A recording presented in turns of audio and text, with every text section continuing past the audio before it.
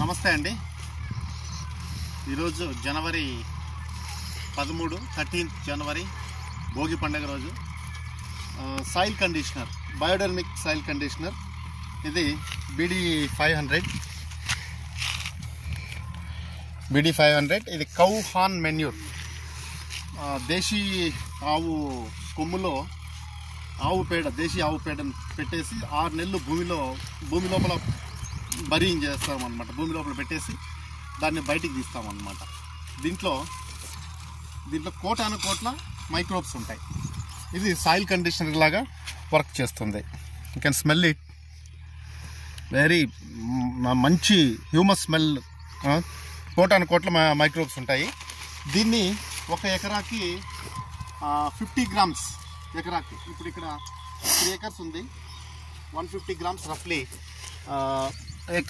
వాటర్లో ఇది 25 liters bucket. ఇది 25 liters కలపడం జరుగుతుంది.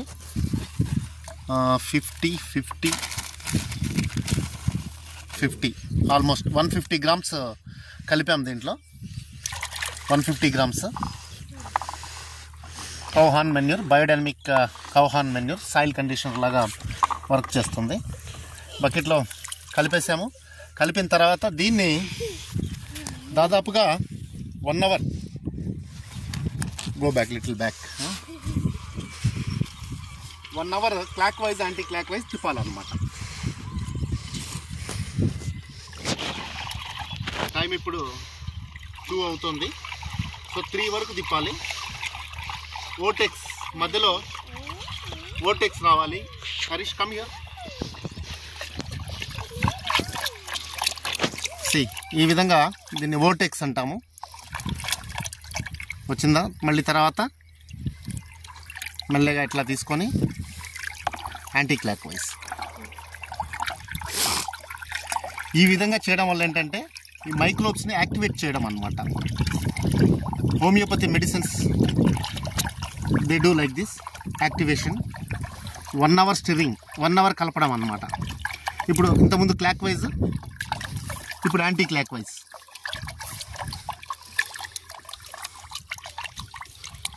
ఓటెక్స్ రావాలి. ఇది మళ్ళీ మెల్లగా దీన్ని బ్రేక్ చేసుకోవాలి ఇట్లా.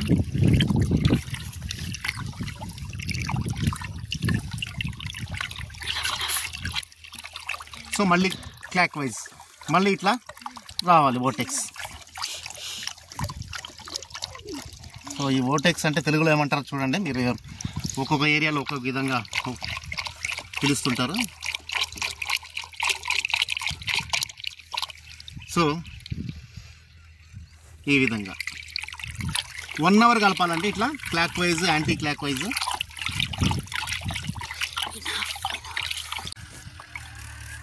ఆల్మోస్ట్ 1 hour అవుతుంది.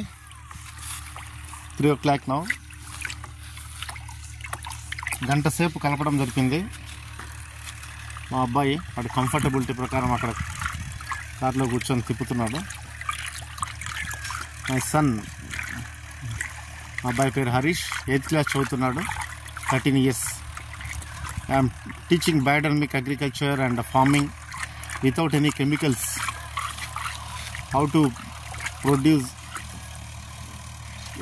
రసాయన రహిత ప్రొడక్షన్ అన్నమాట. అగ్రికల్చర్ ఏ విధంగా చేయాలి అనేది నేర్పిస్తున్నాను. Next feature farmer. అఫ్కోర్స్ ఇక్కడంతా ఒక 30 acres ల్యాండ్ ఉంది నాది. ఇది ఇక్కడ మల్బరీ పెట్టాను. ఇక్కడ ఇది నెక్స్ట్ మళ్ళీ ప్రిపరేషన్ ఇంకా వెజిటబుల్స్కి ఉలవ వేసి రోటివేటర్ వేసాము. తర్వాత మళ్ళీ ఇప్పుడు జనుము పెట్టాము. సాయిల్ ఎన్రిచ్మెంట్ చేస్తున్నాం అన్నమాట. ఆ రోడ్డు వరకు ఉంది ల్యాండ్. అక్కడ ఇటువైపు లాస్ట్ చాలా గుట్ట వరకు ఉంది.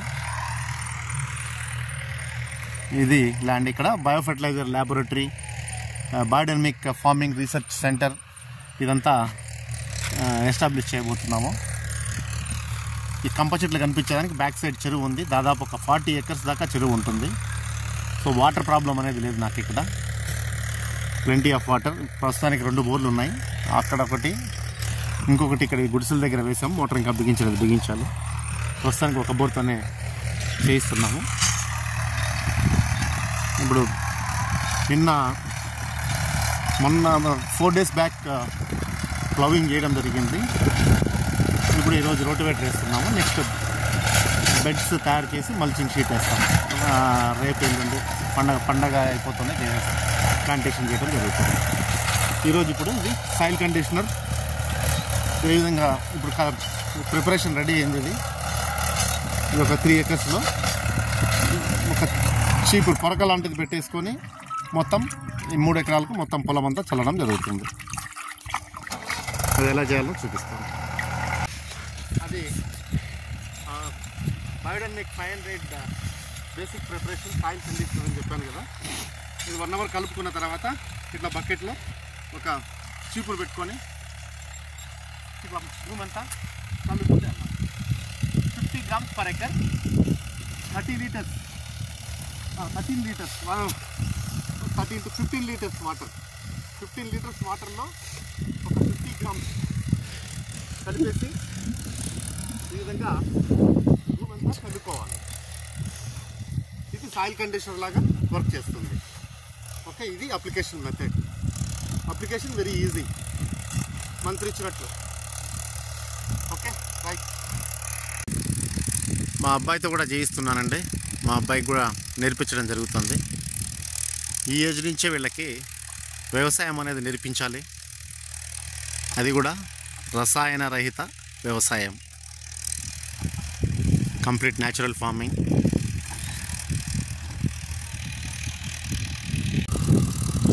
ఈ biodynamic 500 preparation soil conditioner evening అవర్స్లో స్ప్రింకిల్ చేయాలి, వెదజల్లాలి భూమి అంతా. తర్వాత తేమ శాతం అనేది ఉండాలి ఎంతో కొంత. ఇక్కడ చూస్తే ఇప్పుడు తేమ శాతం చూడండి, మొత్తం రోటివేటర్ వేసాము, దున్ని తేమ అనేది ఉంది. మంచి సాయిల్ అన్నప్పుడు ఇట్లా ఈ విధంగా వంట కట్టాలి. తర్వాత పైనుంచి ఇట్లా వేస్తే, ఈ వంటని ఇట్లా పైనుంచి వేస్తే కిందికి వేసినప్పుడు పౌడర్ కావాలి. పొడైంది చూడండి, ఈ విధంగా భూమిని తయారు చేసుకోవాలి. చాలా స్మూత్గా ఉంది.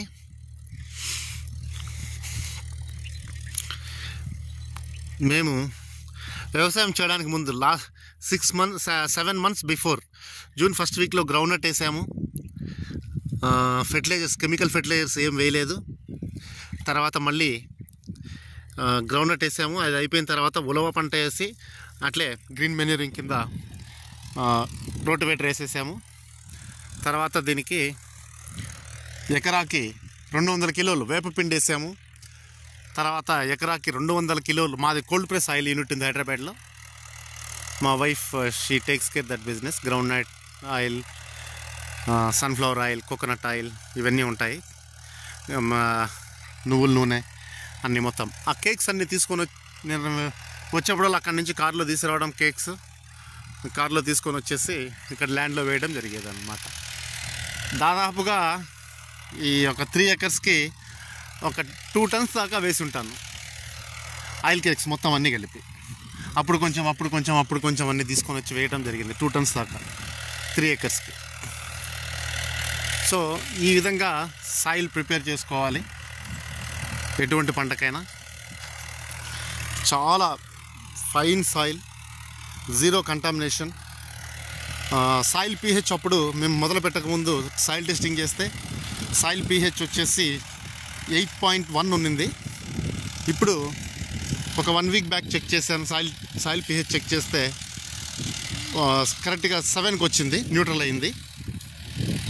తర్వాత ఆర్గానిక్ కార్బన్ 6 monthsలోనే 5% ఇంక్రీజ్, 0.5% ఇంక్రీజ్ చేసాము. ఇప్పుడు ఆర్గానిక్ కార్బన్ సాయిల్లో 1.2% ఉంది. సో దీన్ని ఇంకా ఇంక్రీజ్ చేయాలి, 2%కి తీసుకెళ్ళాలి. ఏ పంట అయినా సరే మంచి దిగుబడి రావాలంటే ఆర్గానిక్ కార్బన్ అనేది 2% అండ్ అబోవ్ ఉండాలి సాయిల్లో. సో ఇంకా ఇప్పుడు ఈ బయోడైనమిక్ ప్రిపరేషన్స్ ఇవన్నీ వాడడం వల్ల ఈ సాయిల్ ఆర్గానిక్ కార్బన్ అనేది చాలా ఇంక్రీజ్ అవుతుంది. 1 yearలో ఆర్గానిక్ కార్బన్ పర్సంటేజ్ 2% అబోవ్ తీసుకెళ్తాను దీన్ని. సో అప్పుడు ఏమవుతుందంటే భూమిలో ఫెర్టిలిటీ కెపాసిటీ బాగా ఉంటుంది.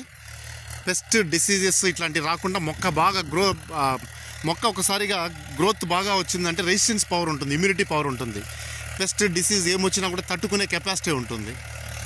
సాయిల్ చూడండి ఎంత స్మూత్గా, నేను చెప్పులు లేకుండా షూ లేకుండా ఉత్తకాళ్ళతో నడుస్తున్నాను. ఈ విధంగా స్మూత్గా ఉండాలి భూమి. ఇంటర్ కల్టివేషన్ చాలా చేశాము. సాయిల్ pH న్యూట్రల్ చేశాను, ఆర్గానిక్ కార్బన్ ఇంక్రీజ్ చేశాను. ఇవన్నీ చేసుకున్న తర్వాతనే మనం కూరగాయలు ఏవైనా సరే పెట్టుకుంటే మంచి దిగుబడులు వస్తాయి. ఇవన్నీ ఎర్రచందనం మొక్కలు. దీనికి ప్రత్యేకంగా నేను మళ్ళీ మేనేజ్మెంట్ ఇవ్వాల్సిన అవసరం లేదు. ఇప్పుడు టమాటో దీంట్లో కల్టివేట్ చేస్తాము. తర్వాత మళ్ళీ ప్రతి సంవత్సరం ఏదో ఒక కూరగాయ, టమాటో తర్వాత మళ్ళీ ఇంకొక కూరగాయ కంటిన్యూస్గా చేసుకుంటూనే వెళ్తాం. ఇప్పుడు టమాటా ఇప్పుడు పెడుతున్నాను కదా, మళ్ళీ సంవత్సరం తర్వాత దీంట్లో టమాటా పెట్టుకోవచ్చు అన్నమాట. కంటామినేషన్ ఉండదు. తర్వాత కలుపు, ఇప్పుడు నేను చూసాను చాలామంది రైతులు ఈ ఫెర్టిలైజర్స్ అన్నీ, వాటర్ సాల్యుబుల్ ఫెర్టిలైజర్స్ అన్నీ చేస్తున్నారు. అవన్నీ ఇంపోర్టెడ్. ఆ ఇంపోర్టెడ్ ఫెర్టిలైజర్స్తో పాటు ఇంపోర్టెడ్ వీడ్స్ కలుపు కూడా వస్తుంది అన్నమాట. నేను చూశాను. ఇప్పుడు టమాటా ఒకసారి పండించారంటే రైతులంతా, ఈ చుట్టుపక్కల రైతులు పండిస్తున్నారు. టమాటా ఒక్కసారి పెట్టారంటే దాంట్లో మళ్ళీ 3 సంవత్సరాలు 4 సంవత్సరాల వరకు ఏ పంట పెట్టలేమన్నమాట. అంత విపరీతంగా కలుపు వస్తుంది. అంత విపరీతంగా ఇంకా ముళ్ళు ఉండే కలుపు కూడా వస్తుంది. అది ఇక్కడిది కాదు, మంది కాదు. ఆ ఇంపోర్టెడ్ ఫెర్టిలైజర్స్తో పాటు కలుపు కూడా ఇంపోర్ట్ చేసుకోవడం జరుగుతుంది. ఆ కలుపు వల్లనే చాలామంది దిగుబడి తీసుకోలేకపోతున్నారు. సో నా టార్గెట్ ఇక్కడ మంచి దిగుబడి తీసుకోవడానికి ఎకరాకు 60 టన్నులు పైన దిగుబడి తీసుకోవాలి నా టార్గెట్. అది దానికోసం ఇంత కష్టపడుతున్నా. ఫస్ట్ భూమిని మంచి సత్తా చేసుకోవాలన్నమాట. ఓకే, పేడ ఎరువు వేసుకుంటారు, కోళ్ళ ఎరువు వేసుకుంటారు. పేడ ఎరువు వేసుకోవడం వల్ల దాంట్లో అది సరైన పద్ధతిలో కంపోస్ట్ అయి ఉండదు. సరిగా దాంట్లో బ్యాక్టీరియా, ఫంగస్ ఇవి ఉంటాయి. అవి తీసుకొని వచ్చి వేయడం వల్ల దాంట్లో ఉన్న ఫంగస్, బ్యాక్టీరియా అవన్నీ మొక్కలకు అంటుకుంటుంది అన్నమాట. అట్లాగే కోళ్ళ ఎరువు వేస్తే సాయిల్లో క్లోరిన్ కంటెంట్ పెరుగుతుంది. దాన్ని బాగా స్టెరిలైజ్ చేసిన తర్వాతనే వాడాలి. సో ఇవన్నీ మేము సైంటిఫిక్గా అన్నీ చూసాము. నేను రాజస్థాన్లో 3 years ఉన్నా, పైనీర్ సీడ్స్ కంపెనీలో రీజనల్ మేనేజర్గా చేశాను. తర్వాత బీహార్ పాట్నాలో జనరల్ మేనేజర్గా ఉన్నా, 4 years పాట్నాలో ఉన్నా. సో ఇండియా అంతా మొత్తం ఎక్కడ రైతులు ఎట్లా కల్టివేషన్ చేస్తున్నారు ఏంటి అనేది అంతా మొత్తం అంత అవగాహన అనేది ఉంది. ఇది చూడండి, ఇక్కడ ఇప్పుడు ఇరుసాలు కొట్టాము. ఇరుసాలు కొట్టిన తర్వాత ఎంత నీట్గా ఉందో భూమి. 0 వీడ్స్ అన్నమాట. కలుపు అనేది లేకుండా చేసుకొని సాయిల్ని, భూమిని ఈ విధంగా సాయిల్ ఎన్రిచ్మెంట్ చేసుకొని ఏ పంట అయినా పెట్టడం వల్ల దిగుబడులు అధికంగా వస్తాయి.